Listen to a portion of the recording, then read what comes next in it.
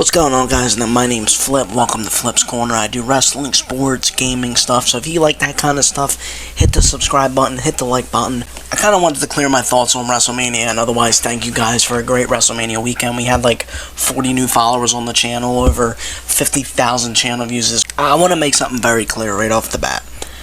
WrestleMania 40 was probably one of the best WrestleManias WWE has ever put on.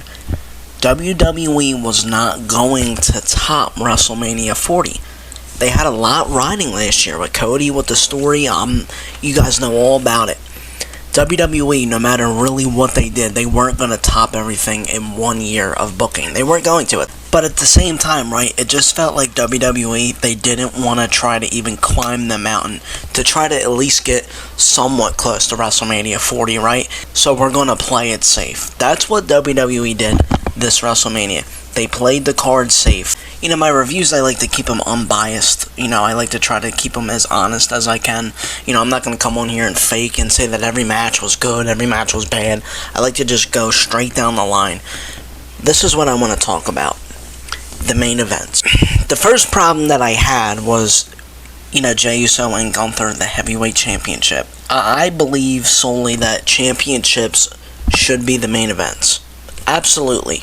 Clear-cut main events.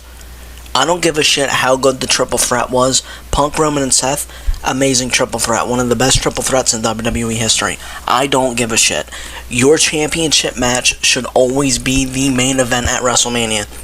And WWE knew they could not put Jey and Gunther as the main event because people, one, didn't like Jey winning the Royal Rumble over John Cena. Two, people can't back up Gunther. They say he's a boring champion. And three, they knew that the match wasn't going to be that great. You know, Jey and Gunther, they've already fought each other 3 times. Gunther's beat Jey 3 times. Anyway, we get to the John Cena-Cody Rhodes main event. And, man, I was expecting a lot more. You know, considering that The Rock has put himself in creative situations over and over and over again. Am I fucking crazy for not wanting The Rock to be there? He was the biggest focal point of this entire WrestleMania. He made John Cena turn heel, and he's not even there. How can this creative team and Triple H even justify the fact that he wasn't even there? He didn't even show the fuck up. It's bullshit. It's not fair to the fans, and it certainly was not fair to this fucking piss-poor main event. And instead, right, John Cena's 17th title win, a WWE record, is going to go down in history with Travis Scott helping him win. I don't think there's one person on planet fucking Earth that wants Travis Scott even near a WWE ring. Who cares? Like, Travis Scott brought nothing to the main event. He beat up Cody, that's it. Here's what I thought was going to happen, right? Obviously, when the ref got bumped by John Cena, right, and he goes on the ground, I'm like, here we go, right? I sit up in my chair, I'm ready.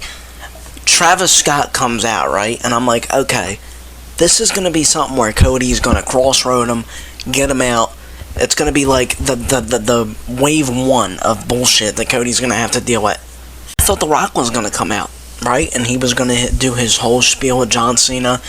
Maybe he just comes out and he just stands out there and he's like this. He just does something to come out, get a quick pop, right? And I fully expected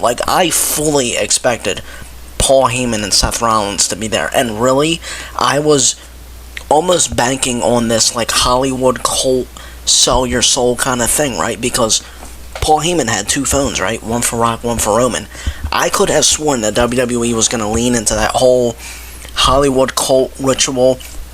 We're going to tear down wrestling. It was going to be The Rock, John Cena, Paul Heyman, and Seth Rollins. That would have been fucking awesome. And they fumbled that shit horribly.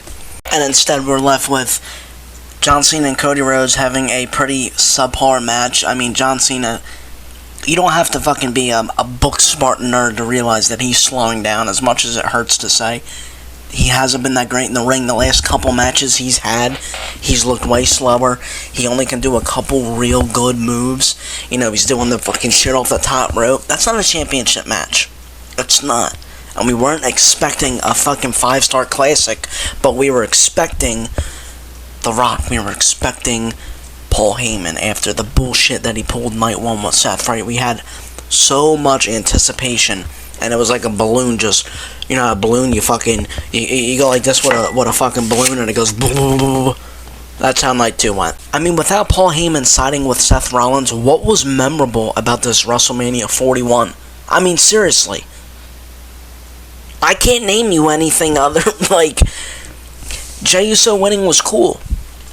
Dom winning was cool, but it wasn't that superstar over the edge, like, WrestleMania moments. This WrestleMania 41 lacked a lot of WrestleMania moments other than Paul Heyman and Seth Rollins. You know, Raw is going to be very interesting, especially with the controversial calls that WWE made throughout WrestleMania weekend. It's going to be very interesting to see how they kind of play this off, because I'll tell you what, there's not one person in that creative team that was happy with that ending. There's no way that, like, Dwayne Johnson didn't pull out of the situation or something happened backstage. There's no way that that was clear-cut their final decision, right? Like, there's, like, my brain can't even wrap around the fact that a lot of shit didn't happen. We don't know who Jey Uso is going to feud with. We don't know who Dom's going to feud with. EO retained, and John Cena is the new champion. There's going to be a lot to go over, a lot to discuss, and overall, am I excited for Raw? Not really. They haven't given me a lot to be excited about the Raw after WrestleMania, and the Raw after WrestleMania is literally the kickoff for the following year, and WWE has given us little to nothing to actually be excited about. This is all passion too, right? Like, I'm a wrestling fan, and it's like being a sports fan. It's like being an Eagles fan. You know, I'm a huge football fan. When you're passionate about something, you want it to be great. And when pro wrestling is great, it's one of the best forms of entertainment. And I want people to voice their opinions, because if nothing gets voiced, we're going to go back to a time in wrestling from like 2016 to like 2020 where it was terrible. I never want to go back there. And it was an area in where Vince McMahon did not give a shit, and the fans did not give a shit.